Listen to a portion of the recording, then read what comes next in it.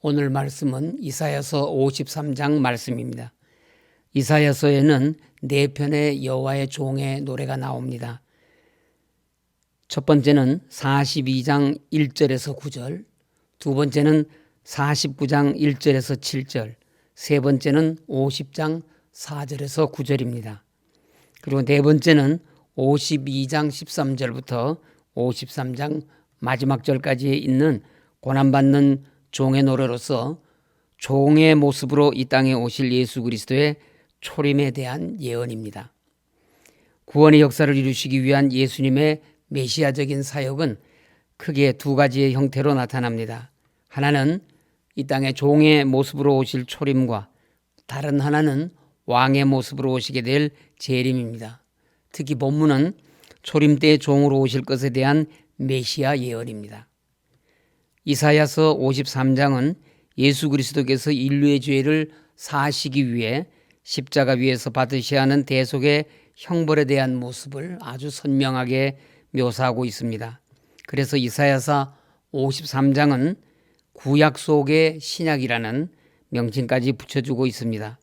이사야서 53장은 여호와의 종 메시아, 고난의 종 메시아에 관한 내용입니다. 그래서 이사야서 53장은 여호와의 종 메시아로 오실 예수 그리스도의 본질과 사역을 생생하게 표현하고 있습니다. 첫째, 여호와의 종 메시아는 인간의 모습으로 오십니다. 메시아로 오시는 예수님은 볼품이 없습니다. 2절에 그는 주 앞에서 자라나기를 연한 순 같고 마른 땅에서 나온 뿌리 같아서 고운 모양도 없고 풍채도 없은즉 우리가 보기에 흠모할 만한 아름다운 것이 없도다라고 말씀하고 있습니다. 여호와의 종의 외적인 모습은 연한 순 같고 마른 땅에서 겨우 자란 줄기 같고 수려한 풍채나 위엄도 없고 흠모할 만한 아름다운 모습도 아닌 상태로 보통의 인간으로 이 땅에 오신다는 것입니다.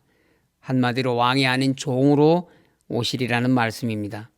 그래서 유대인들은 예수님을 나사렛에서 무슨 선한 것이 나올 수 있느냐며 무시하고 멸시하다가 십자가에 매달아 죽이기까지 한 것입니다. 하나님께서 보내실 여호와의 종 메시아는 사람들이 기대하는 것과는 전혀 동떨어진 모습으로 이 땅에 오실 것이라고 하였습니다. 여호와의 종 메시아는 너무나도 초라하고 볼품없는 모습으로 오셨고 그 결과 사람들에게서 무시와 멸시를 받았고 배척과 박해를 받게 되었습니다. 하나님은 이 모든 것을 알고 계시면서도 여호와의 종 메시아를 이러한 모습으로 세상에 보내신 데에는 합당한 이유가 있었습니다.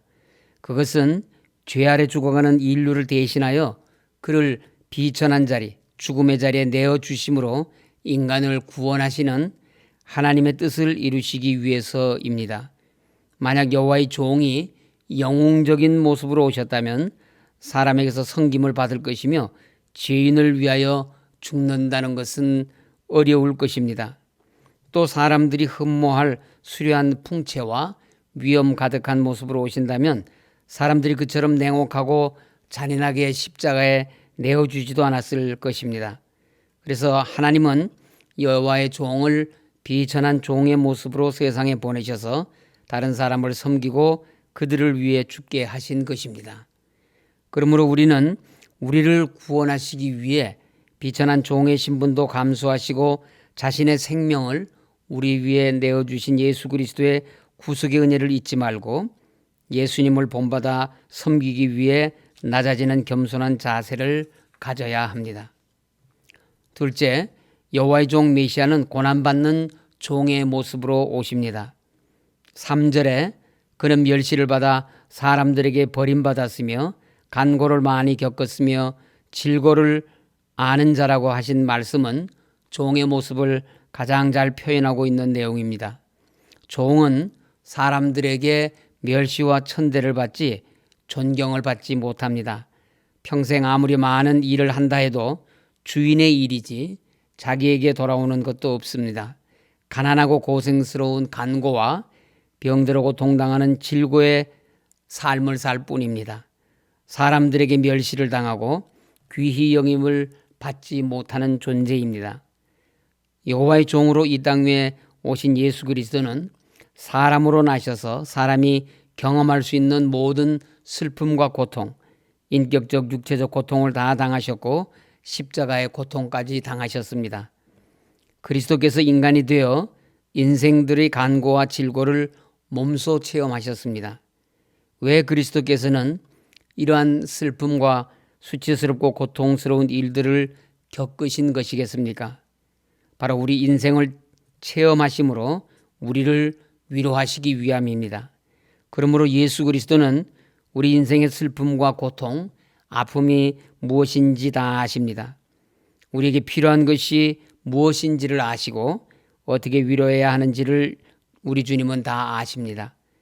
그렇기 때문에 예수 그리스도는 우리의 진정한 위로와 도움이 되실 수 있는 것입니다. 우리가 요청하기도 전에 주님은 우리를 위로하시고 도와주실 수 있는 것입니다. 지금 예수님은 하나님 보좌 우편에서 우리 성도를 위해 하나님께 중보하십니다. 그러므로 성도 여러분은 예수 그리스도를 여러분의 진정한 도움과 위로로 삼으시기 바랍니다. 고통당하고 마음이 상할 때, 어려움에 처할 때 예수 그리스도를 바라보며 도움을 요청하시기 바랍니다. 인생의 간고와 질고를 아시는 그리스도께서 결코 성도 여러분을 외면하지 않으십니다. 우리 심령에 한량없는 위로로 채워주시고 필요한 것을 가장 적절한 때에 공급해 주실 것입니다. 여호와의 종 예수 그리스도의 고난이 자신의 죄로 인한 것이 아니라 인류의 죄를 사해 주시기 위해 지시는 십자가의 희생인 것입니다. 5절에 그가 찔림은 우리의 허물 때문이요 그가 상함은 우리의 죄악 때문이라. 그가 징계를 받음으로 우리는 평화를 누리고 그가 채찍에 맞음으로 우리는 나음을 받았도다 라고 하신 말씀대로 여호와의 종은 고난의 종으로 오실 것을 예언하였습니다. 그리고 7절에 그가 곤욕을 당하여 괴로울 때에도 그의 입을 열지 아니하였으며 마치 도수장으로 끌려가는 어린 양과 털 깎는 자 앞에서 잠잠한 양같이 그의 입을 열지 아니하였도다라고 하신 말씀대로 자신을 희생제물로 삼으실 것입니다. 고난의 종 메시아는 멸시당하고 배신당하고 고통당하셨으며 억울한 누명도 쓰고 사람들에게서 무시를 당하셨습니다. 따라서 예수님을 믿는 우리도 이런 일을 겪는 것입니다. 억울한 누명도 쓰고 억울한 일을 당하기도 합니다. 그러므로 이때 시험에 들지 말아야 합니다. 베드로전서 4장 12절 13절은 사랑하는 자들아 너희를 연단하려고 오는 불시험을 이상한 일 당하는 것 같이 이상히 여기지 말고 오히려 너희가 그리스도의 고난에 참여하는 것으로 즐거워하라. 이는 그의 영광을 나타내실 때에 너희로 즐거워하고 기뻐하게 하려 함이라고 하였습니다. 참고 이겨내면 하나님께서 영광을 받으시고 우리에게는 예비하신 하늘 상급이 있으니 말씀대로 범사에 감사할 것밖에 없습니다. 셋째, 여호와의 종 메시아의 고난은 대속적 고난입니다. 6절에서 우리는 다 양 같아서 그릇 행하여 각기 제 길로 갔거늘 여호와께서는 우리 모두의 죄악을 그에게 담당시키셨도다라고 하였습니다. 우리가 다 양 같다는 것은 죄 아래 있는 인간은 한 사람도 예외 없이 스스로는 생명과 구원의 길로 갈 수 없다는 것을 의미합니다. 우리는 제각각 자기 길로 갔지만 하나님께서는 예수님께 우리 모든 인간의 죄악을 떠맡게 하셔서 우리는 죄 용서를 받았습니다. 이것이 구원이요 대속입니다. 우리 모두는 그 누구도 예수님의 십자가 대속의 죽음이 없이는 구원받을 수 없는 죄인인데 하나님은 예수님 한 분의 희생으로 모든 죄인을 죄의 심판에서 자유롭게 하셨다는 것입니다. 바울은 이와 관련하여 로마서 5장 18절에서 한 의로운 행위로 말미암아 많은 사람이 의롭다 하심을 받아 생명에 이르렀다라고 증거하고 있습니다. 이 말은 하나님의 종이신 예수 그리스도 한 분의 희생으로 많은 사람의 생명을 구원하셨다는 것입니다. 예수님은 우리와 같은 인간이시면서 성자 하나님이십니다. 성자 하나님께서 인간의 죄를 대속하여 그들을 죄에서 구원하시기 위해 인간의 몸으로 이 세상에 오셨습니다. 근본 하나님이신 예수 그리스도의 생명은 모든 생명의 근원이시기 때문에 그의 대속의 희생은 온 세상 사람들의 생명을 구하고도 남으며 예수 그리스도의 대속의 은혜는 오고 오는 모든 세대의 사람은 물론 우리가 삶 속에서 범하는 모든 죄도 다 사해 주십니다. 말씀을 마치겠습니다. 여호와의 종의 고난은 대속의 고난입니다. 메시아로 오신 우리 주 예수 그리스도가 고난을 당하심으로 우리는 죄 용서를 받고 구원을 얻었습니다. 예수님께서 십자가 위에서 고난을 받으시고 죽으시고 부활하심으로 죄로 죽었던 내가 구원받은 은혜와 기쁨을 감사하시기 바랍니다.